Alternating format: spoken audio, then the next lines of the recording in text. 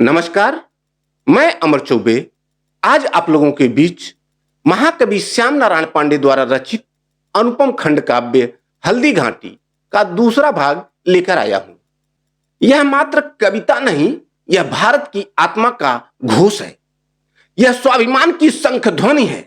यह भारतीय इतिहास के दो विराट पुरुषों अकबर और महाराणा प्रताप के बीच चल रही नीतियों, मनोवैज्ञानिक द्वंद्व और स्वाभिमान की संघर्ष गाथा का सजीव चित्रण है। इस सर्ग में महाकवि उस मुगल सम्राट के ऐश्वर्य और दर्प का वर्णन करते हैं जो पूरे हिंद पर अपनी सत्ता का छाया फैलाना चाहता है, परंतु उसके स्वप्न को बार बार खंडित करता है एक पुरुष, राणा प्रताप।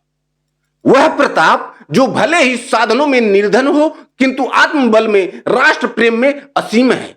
वह केवल योद्धा नहीं, एक चेतना है जिनकी तलवार में धर्म की ज्वाला है और जिनके हुंकार में सम्राटों के सिंहासन डोलते हैं। इस सर्ग में कवि अकबर की कूटनीति की गहराइयों में उतरते हैं। उसकी दीन इलाही, धर्म सभा और प्रपंचों का ऐसा चित्र खींचा गया है जहां सत्ता सत्य को निगलने का प्रयास करती है, परंतु मेवाड़ की मिट्टी में जन्मा वह वीर प्रताप न नतमस्तक होता है न भ्रमित। वह जानता है कि जो धर्म आत्मा से नहीं छल से फैले वह पराधीनता से अधिक घातक होता है। यह काव्य सर्ग केवल इतिहास का बयान नहीं, यह उस ज्वाला की लौ है जो पीड़ितों को चेताता है कि जब तक एक भी स्वाभिमानी हृदय जीवित है तब तक कोई सम्राट भारत की आत्मा को पराजित नहीं कर सकता। अब आगे सुनिए। अखिल हिंद का था सुल्तान, मुगल राजकुल का अभिमान, बढ़ा चढ़ा था गौरवमान, उसका कहीं न था उपमान। सबसे अधिक राज विस्तार, सबसे अधिक राज विस्तार, धन का रहा न पारावार, राजद्वार पर जय जयकार, भय से डगमग था संसार। नभ चुंबी विस्तृत अभिराम, नभ चुंबी विस्तृत अभिराम, धवल मलोहर चित्रित धाम, भीतर नौ उपवन आराम, बजते थे बाजे अभिराम। संगर की सरिता कर पार, संगर की सरिता कर पार, कहीं दमकते थे हथियार, सोनित की प्यासी खरदार, कहीं चमकती थी तलवार। स्वर्णिम घर में शीत प्रकाश, स्वर्णिम घर में शीत प्रकाश, जलते थे मड़ियों के दीप, धोते आंसू जल से चरण, देश देश के सकल मही। अकबर के दरबार में देश देश के राजा महाराजा नतमस्तक हो जाते थे, तो भी कहता था सुल्तान, पूरा कब होगा अरमान, कब मेवाड़ मिलेगा आन, राणा का होगा अपमान। देख देख भीषण षड्यंत्र, सबने मान लिया था मंत्र, पर वह कैसा वीर स्वतंत्र, रह न सकता क्षणिक परतंत्र। अकबर महाराणा प्रताप को परतंत्र करने के लिए स्वप्न देखता था। कैसा है जलता अंगार, कैसा उसका रण हुंकार, कैसी है उसकी तलवार, अभय मचाती हाहाकार। कितना चमक रहा है भाल, कितनी तनु कटी बच्छ विशाल, उससे जननी अंक निहाल, धन्य धन्य माई का लाल।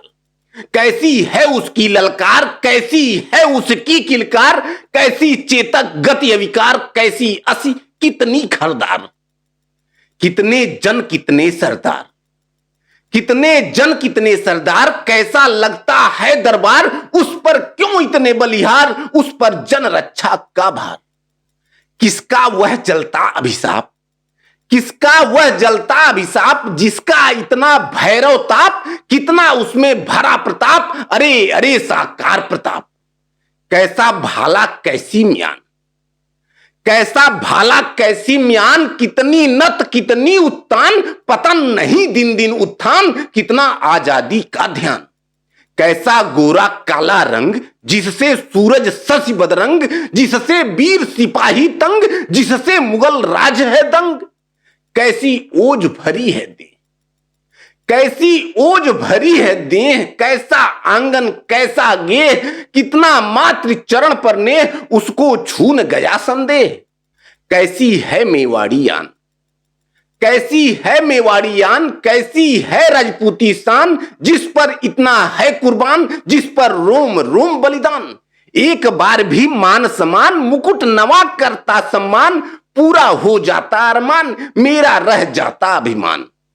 यही सोचते दिन से रात और रात से कभी प्रभात, यही सोचते दिन से रात और रात से कभी प्रभात, होता जाता दुर्बल गात यद्यपि सुख या वैभव जात। कुछ दिन तक कुछ सोच विचार करने लगा सिंह परवार, छिपी छुरी का अत्याचार रुधिर चूसने का व्यापार। करता था जन पर आघात, करता था जन पर आघात, उनसे मीठी मीठी बात, बढ़ता जाता था दिन रात वीर शत्रु का वह उत्पात। इधर देखकर अत्याचार, सुनकर जन की करुण पुकार, रोक शत्रु की भीषण वार, चेतक पर हो सिंह सवार। कह उठता था बारंबार हाथों में लेकर तलवार, वीरों हो जाओ तैयार, करना है मां का उद्धार। पर मृदु कोमल फूल, पावक की ज्वाला पर तूल, सुई नोक पर पथ की धूल, बनकर रहता था अनुकूल। बाहर से करता सम्मान, वह रजिया कर लेता थान, कूटनीति का तना बितान, उसके नीचे हिंदुस्तान। अकबर कहता था हर बार, अकबर कहता था हर बार, हिंदू मजहब पर बलिहार, मेरा हिंदू से सत्कार, मुझसे हिंदू का उपकार। यही मौलवी से भी बात, यही मौलवी से भी बात, कहता उत्तम है इस्लाम, करता इसका सदा प्रचार, मेरा यह निस्दिन का काम। उसकी यही निराली चाल, उसकी यही निराली चाल, मुसलमान हिंदू सब काल उस पर रहते सदा प्रसन्न, कहते उसे सरल महिपाल। कभी तिलक से शोभित भाल, साफा कभी शीश पर ताज, मस्जिद में जाकर सविनोद, पढ़ता था वह कभी नमाज। एक बार की सभा विशाल, अकबर ने एक दिन एक सभा का आयोजन किया। एक बार की सभा विशाल, आज सुदिन शुभ मह शुभ योग, करने आए धर्म विचार दूर दूर से ज्ञानी लोग। तना गगन पर एक बितान, तना गगन पर एक बितान, नीचे बैठी सुधी जमात, ललित झाड़ की जगमग ज्योति जलती रहती थी दिन रात। एक ओर पंडित समुदाय, एक ओर बैठे सरदार, एक ओर पंडित समुदाय, एक ओर बैठे सरदार, एक ओर बैठा भूपाल मर चौकी पर आसन मार। पंडित जन के शास्त्र विचार सुनता सदा लगातार ध्यान, हिला हिला कर सिर सविनोद, मंद मंद करता मुस्कान। कभी मौलवी की भी बात, कभी मौलवी की भी बात सुनकर होता मुदित महान, मोह मग्न हो जाता भूप, कभी धर्ममय सुनकर गान।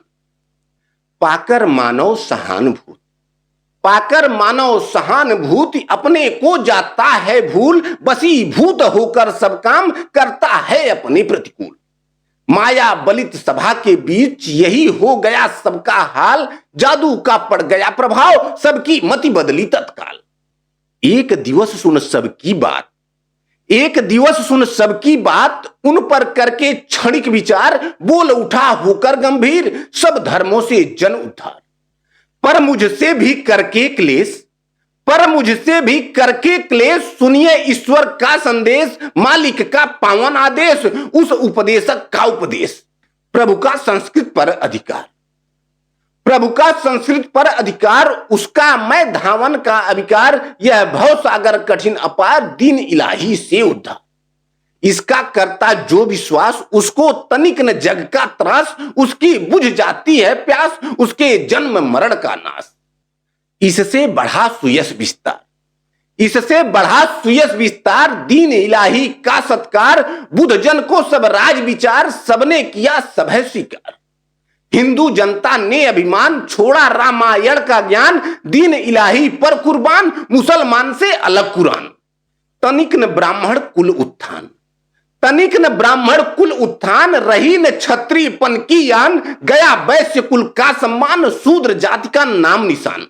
राणा प्रताप से अकबर से, राणा प्रताप से अकबर से, राणा प्रताप से अकबर से इस कारण बैर विरोध बढ़ा, राणा प्रताप से अकबर से इस कारण बैर विरोध बढ़ा, करते छल छल परस्पर थे, दिन दिन दोनों का क्रोध बढ़ा।